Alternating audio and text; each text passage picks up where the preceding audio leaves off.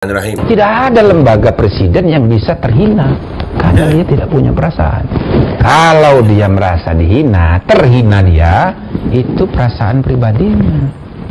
Kalau itu adalah perasaan pribadi, maka menurut standar abad 21, kita harus pisahkan perasaan personal dengan institusi.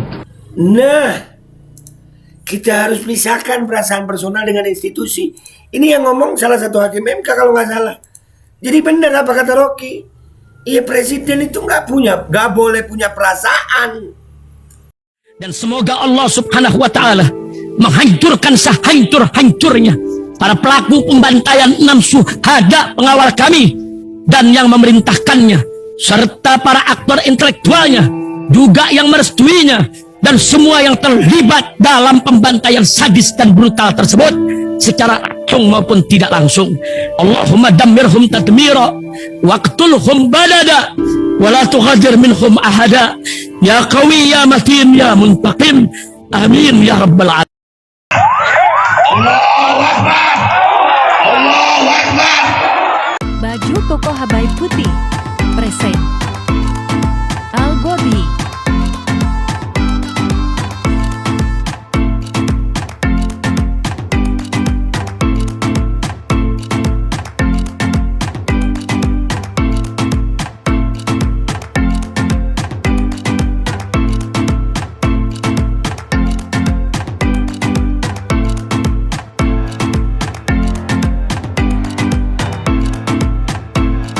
Oke guys, semenjak kejadian bajingan tolol Om Rocky Gerung ya, beliau itu ada di Solo, dia di depan akademisi, di depan para mahasiswa. Dia menjelaskan kepada kita semuanya tentang apa dimaksud bajingan sama dia, dan ini keren banget. Dan kita akan ikut kuliahnya ya guys ya. Kita ikut kuliahnya nih depan akademisi. Bagaimana Rocky Gerung menyebutkan tentang bajingan tolol itu. Ini di depan akademisi. Ya, jadi buat orang-orang sekelas Benny Ramadan atau siapa namanya itu.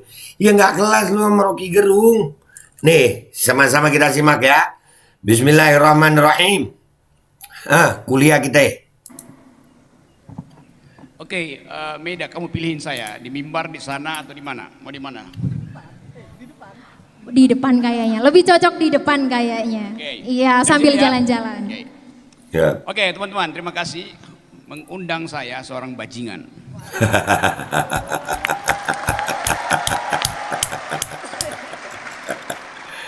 Ada. Bajingan itu singkatan dari bahasa Jawa.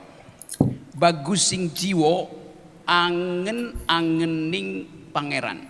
Ya salam. Ya. Orang yang disayang Tuhan. Apakah saya ngibul? Tidak. Di riset di majalah antropologi lingkungan namanya National Geographic, Nat Geo. Seorang periset tertarik untuk mengetahui etimologi dari kata bajingan. Dan dia tulis di sebuah jurnal internasional. Kata bajingan itu datang dari tradisi Mataram. Arti letterlek apa bahasa Inggrisnya ya? Arti harfiahnya adalah penari gerobak, kusir gerobak sapi. Sampai sekarang masih ada komunitas bajingan di Jogja. Paguyuban paguyuban kusir kereta. Dokar yang tarik sapi. Dan di zaman perjuangan kemerdekaan, banyak pahlawan disembunyikan di dalam gerobak itu supaya tak terlihat oleh Belanda, ditimbun pakai jerami itu. Jadi seorang bajingan orang baik. Dia membawa makanan para pejuang. Dia antar emak-emak zaman Mataram pergi ke dukun. Jadi apa problemnya dengan saya tuh? Nih, buat para pembenci Rocky Gerung ya, kalian penuhkan dulu literasi. Sangu dulu kalau mau ngelawan Rocky nih. Diterangin lu, dikasih kuliah lu masalah bajingan. Nah. Yang jadi masalah adalah pengetahuan kita tentang asal usul peristiwa. Itu yang dimaksud tadi oleh Gus.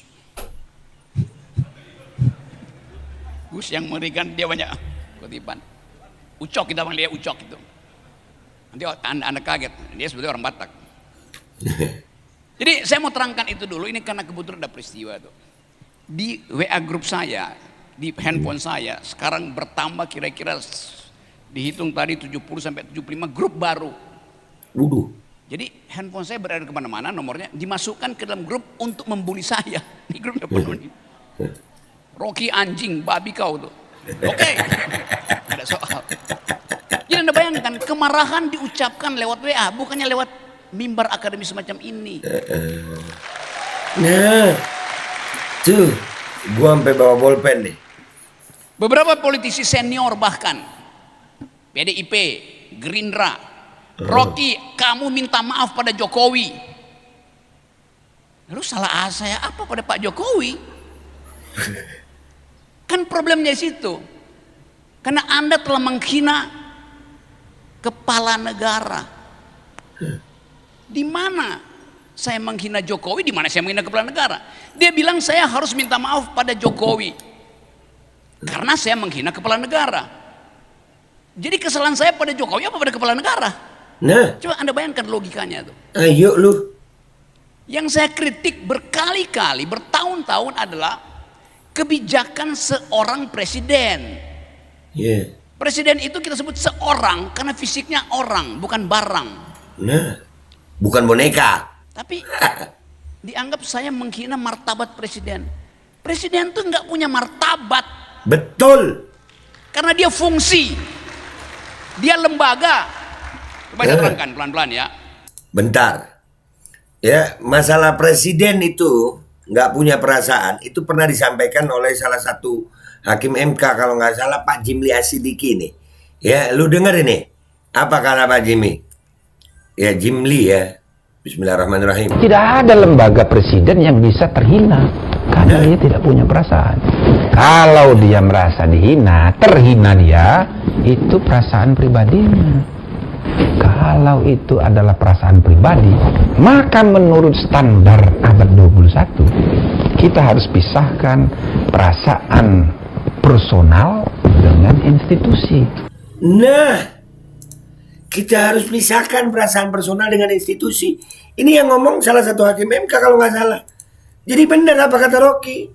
Iya, presiden itu nggak boleh punya perasaan. Itu kalau yang punya perasaan itu personal.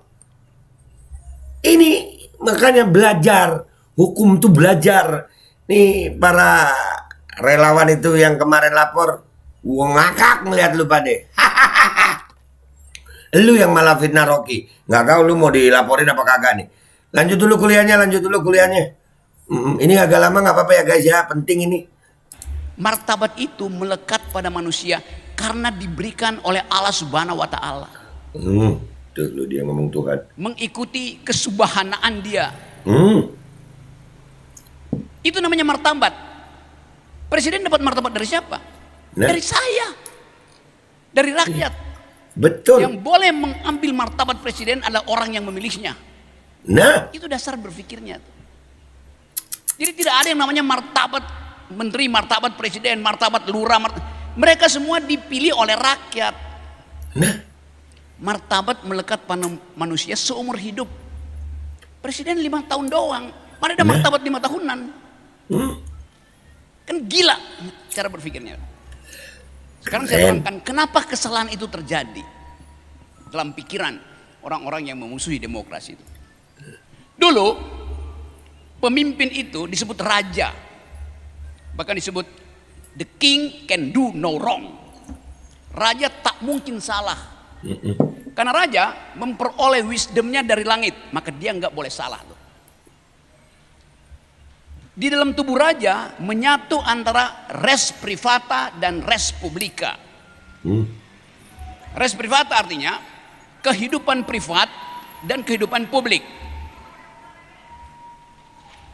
Itu namanya pada tubuh yang sama dua kualitas ada pada si raja.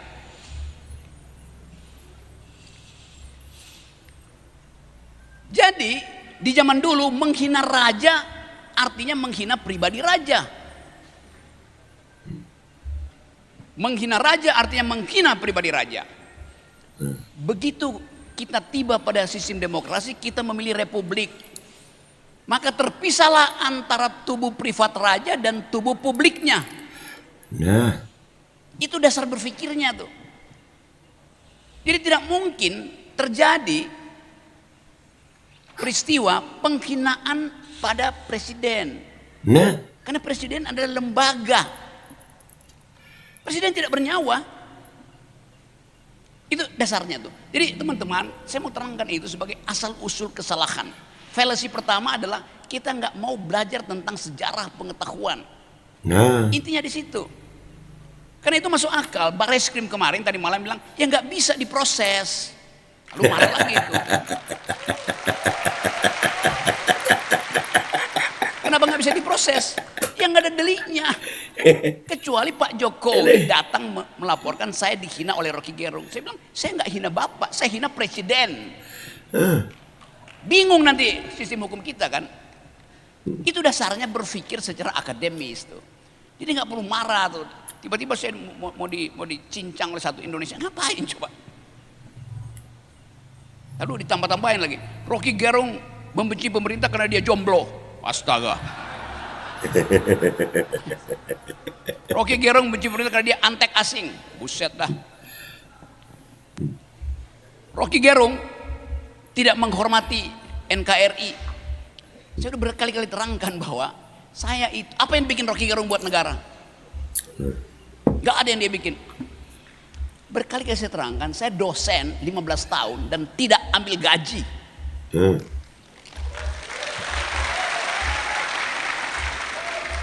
Di Universitas Indonesia. Apa itu tidak membantu negara? Saya kembalikan pada negara kok honorarium saya. Karena pada waktu itu saya punya American Express.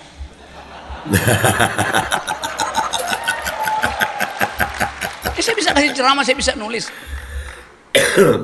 Saya mengajar di Sespimti Polri. Mereka yang mau naik pangkat ikut mata kuliah saya di Lembang. Apa saya nggak membantu negara? Saya mengajar di Sesko GAP TNI di Bandung.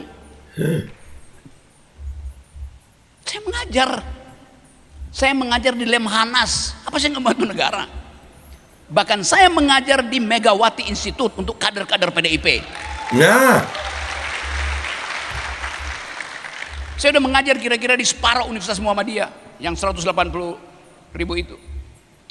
Ini apa yang gak saya lakukan buat negara? Ini kebencian apa yang mau ditanamkan pada saya? Jadi saya balik lagi bahwa apa yang membatalkan mimbar akademis? Feodalisme. Apa yang membatalkan mimbar akademis? Arogansi kuasa itu.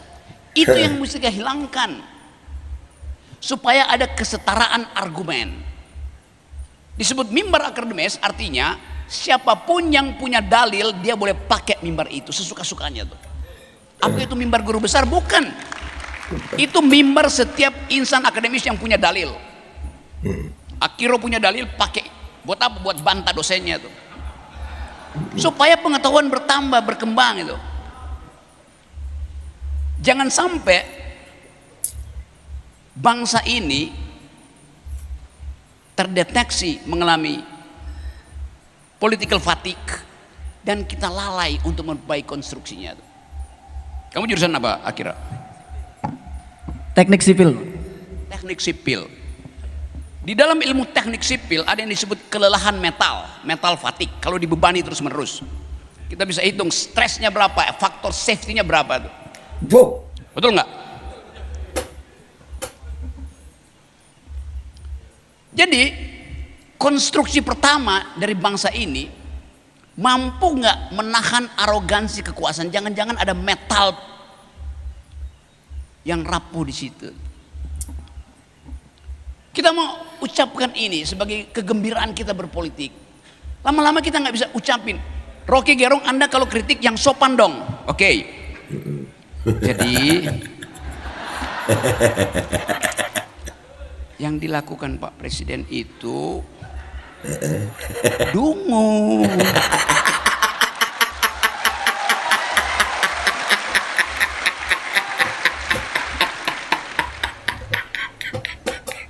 Kabinet Anda itu kabinet bajingan. Tetap akan diperkarakan karena saya memakai kata dungu dan bajingan. Aduh. Jadi kalau diminta kritik yang sopan dong, artinya jangan kasih kritik, pujian aja. Ada pemerintah dinilai oleh oposisi yang nggak ada. Coba kalau ada oposisi, sama oposisi katakan itu, hanya karena saya nggak punya partai, maka saya dilaporkan ke polisi tuh. Padahal ini suara mestinya diucapkan oleh oposisi, partai oposisi yang nggak ada, karena Pak Jokowi bilang Indonesia tidak memerlukan oposisi itu. Itu juga ngaco. Demokrasi memerlukan oposisi. Kan dasarnya begitu tuh. Jadi kesempatan kita di ruangan ini adalah mengembalikan pengetahuan kita tentang demokrasi. Bahannya dalam sistem kerajaan, pribadi raja melekat dengan pribadi privatnya. Dalam sistem republik itu tidak boleh ditempelkan. Sering saya katakan bahwa saya memuji Pak Jokowi sebagai kepala keluarga, dia bagus. Sebagai kepala negara, dia buruk. Kenapa saya nggak boleh ucapin itu? Sebab kalau dia, nggak mungkin Pak Jokowi itu bagus sebagai kepala negara, karena indeks demokrasi kita turun terus. Jumlah stunting per hari ini prevalensinya 25%, artinya 1 dari 4 bayi yang lahir kekurangan gizi. Tanggung jawab siapa? Oh, Pak Jokowi bagus. Lo ada setiap ibu hamil itu panik, jangan-jangan anaknya kekurangan gizi, nggak bisa masuk universitas nanti. Ya tanya pada pemerintah kenapa kekurangan gizi? Karena ikan, susu, protein, kacang hijau untuk si bayi berubah jadi aspal untuk bikin jalan tol. Trade off-nya begitu. Kan begitu cara kita berpikir kan? Jadi teman-teman, yang saya ucapkan berkali-kali adalah deskripsi tentang keadaan kabinet. Deskripsinya negatif. Ada yang bilang enggak, Pak Jokowi berprestasi, ini deskripsinya. Ya biarin aja kan. Saya pun enggak pernah melaporkan orang yang muji-muji Pak Jokowi. Mana saya enggak. Padahal saya tahu itu pujian kosong. Mesti saya lapornya, Anda menghina akal sehat saya karena muji-muji. Semua statistik dunia bilang Indonesia itu sedang sekarat. Itu dasarnya. Anda pergi ke luar negeri, orang bertanya, ada apa di Indonesia sehingga menentukan calon wakil presiden pun harus tunggu fatwa Jokowi. Anda demokrasi apa bukan? Saya pergi ke luar negeri, itu pertanyaannya kok. Apa yang terjadi dengan IKN? Itu saya bilang Jokowi buat ketololan. Karena mau jual IKN ke Kanada, kan tolol namanya kan. Loh, Kanada itu ibu kota, Kanada itu negeri yang paling anti deforestasi. Ngapain datang ke sini? Udah pasti ditolak. Nyatanya memang ditolak, artinya tolol. Dia PHP calon pacar yang tidak menginginkan dia, maksa. Sekarang pergi ke Cina, maksa lagi. Itu yang saya katakan, Pak Jokowi membuat kebijakan yang tolol sebagai presiden. Kan beda nuansanya. Kenapa mesti benci pada orang yang mengucapkan hal yang jujur gitu? Saya ucapkan jujur. Buktikan. Oke, saya buktikan. Buka forum, saya terangkan satu persatu tuh. Gak berani. Terus demo kiri kanan, koar-koar. Undang ke sini, masuk, saya mau bicara itu. Saya tahu ilmu pengetahuan. Semua ilmu pengetahuan saya tahu. Saya kuliah pertama Fakultas Teknik. Kuliah kedua Fakultas Ekonomi. Kuliah ketiga Fakultas Hukum. Kuliah keempat Fakultas Hubungan Internasional. Kuliah kelima Filsafat. Empat kuliah pertama DO. Bukan saya yang DO, saya mendeokan mereka. Sudah paham, sudah tahu. Ngapain saya sekolah lagi? Hanya filsafat yang oke, ikuti permintaannya. Dan itu pun saya nggak pegang ijazah sampai hari ini itu. Saya nggak tahu, saya nggak pernah di wisuda. Jadi masuk akal kalau orang bilang Rocky Gerung itu nggak punya ijazah. Nggak punya ijazah beda dengan punya ijazah palsu. Nah.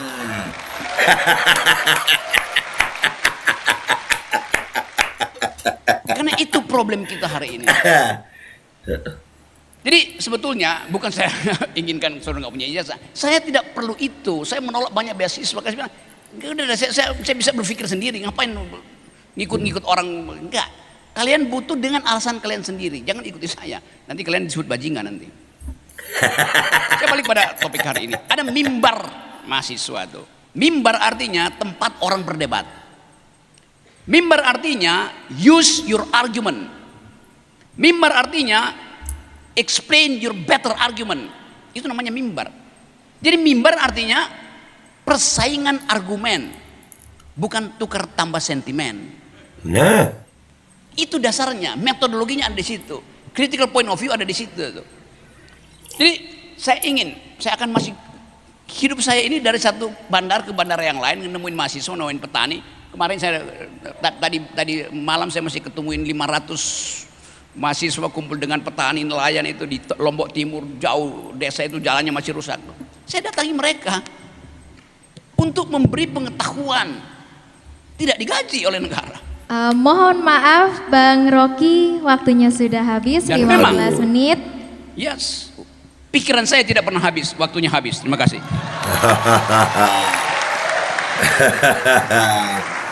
Aduh. Oke guys, ya itu dari Rocky Gerung tadi ya. Ini gua sampai megang bolpen, ya. Jadi dia sampai menerangkan bajingan itu baik tadi ya. Bajingan itu baik. Bajingan itu penarik pedati ya, komunitas kusir pedati gitu yang dulu dipakai untuk melindungi pahlawan nasional dari kejaran Belanda. Dan masih ada komunitasnya sampai sekarang. Dan yang kedua, presiden memang nggak punya perasaan seperti apa katanya Pak Gimli Al-Siddiqi ini. Ya, memang presiden itu lembaga nggak boleh punya perasaan. Presiden itu bukan raja. Beda sama raja. Kalau raja itu ya itu tadi, dia sebagai untuk publik dan dia sebagai pribadi itu. Nah kalau presiden kagak, itu demokrasi. Memang lucu kalau orang-orang yang demokrasi itu anti kritik, anti di demo. Ya, dan yang marah itu tolol memang. Yang marah itu tolol. Iya, kelihatan banget. Boleh dibilang ya, seperti katanya Om Rocky tadi, orang-orang yang sopan dalam kritik ya, itu memuji. Padahal pujiannya pujian kosong. Itu menghina akal sehat. Ya, jadi orang sekarang ini pokoknya kalau memuji, ngomong baik itu nggak apa-apa. Kalau ngeritik ngomong, namanya kritik, jangan baperan. Yang dikritik presiden. Presiden nggak punya perasaan. Itu dalam hukum demokrasi begitu. Presiden itu nggak punya perasaan. Yang punya perasaan itu pribadi, manusia, pribadi. Harkat martabat dari Tuhan itu manusia. Siapapun punya harkat martabat. Tapi kalau presiden, yang dikritik Rocky bukan Jokowi sebagai pribadi, bukan, tapi sebagai presiden. Dan dia membuktikan itu. Dia bisa terangkan itu apa itu tolol tadi, masih masalah ke jual IKN ke Kanada, dan itu menurut dia tolol dan dia bisa buktikan itu. Ya, dan ada nih yang gua garis bawahi banget ini. Jadi Rocky Gerung ini juga ngajarin di Megawati Institute. Yang ngajar di Megawati Institute untuk kader-kader PDIP. Gue mau nanya sama Om Rocky, apakah Pak Jokowi termasuk kader gagal ya?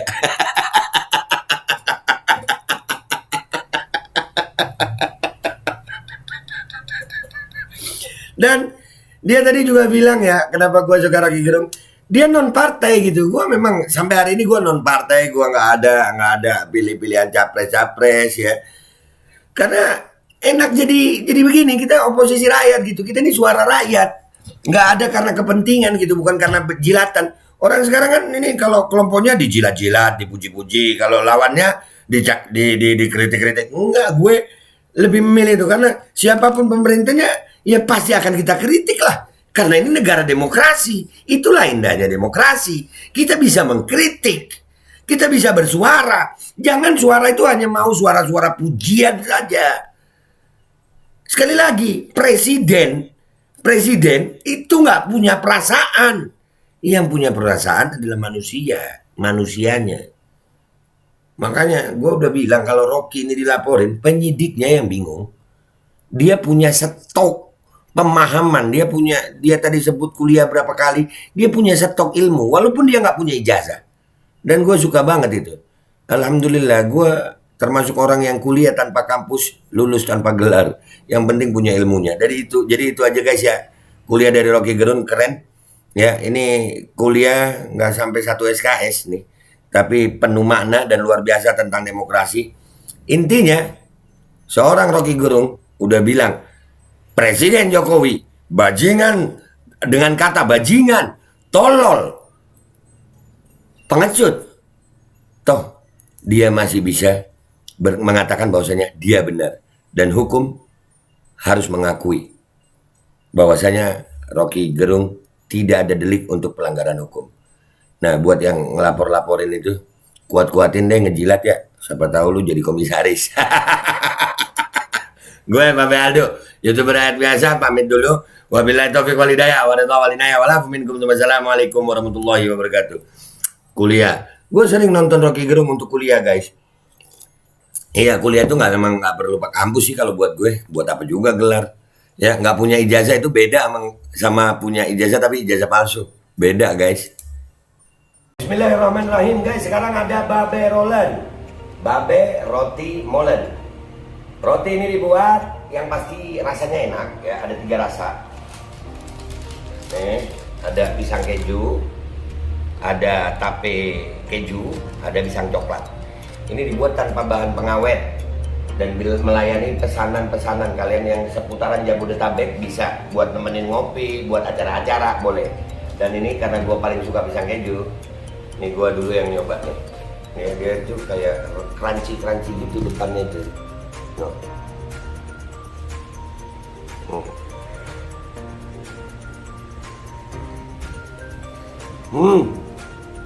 Lu tahu kerannya di depannya, terus di dalamnya empuk. Ya Allah. Udah nggak usah lama-lama, lu kalau kepingin langsung pesen aja, itu ada nomor WA-nya, nanti gua kalau cantumin, ada juga IG-nya, langsung pesen, murah. Cuman nanti dia tanya itu 35.000 kalau nggak salah, ya.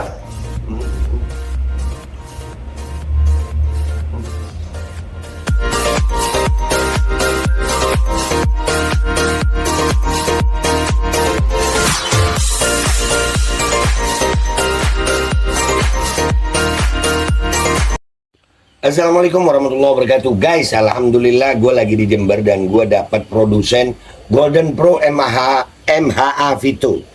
Ini guys, bahan-bahannya itu di dalamnya ada jintan hitam, ada broto wali, ada sambiloto, ada jahe, pegagan, ada madu hitam, ada propolis dan probiotik. Dan ini alhamdulillah gue udah berapa hari ya? 4 hari gue nyoba ini. Ini langsung aja guys, dia madunya madu hitam ya. Ya, bukan madu bini, bukan madu hitam. Ini untuk obat dan untuk imunitas tubuh. Alhamdulillah kemarin gue badan-badan gak enak, gue pakai sehari 3 kali nih produk. Cuman ditetesin di bawah lidah kayak begini. Jangan lupa bismillah, tapi bismillah sama sholawat. Allahumma sholli ala sayyidina Muhammad dan sayyidina Muhammad.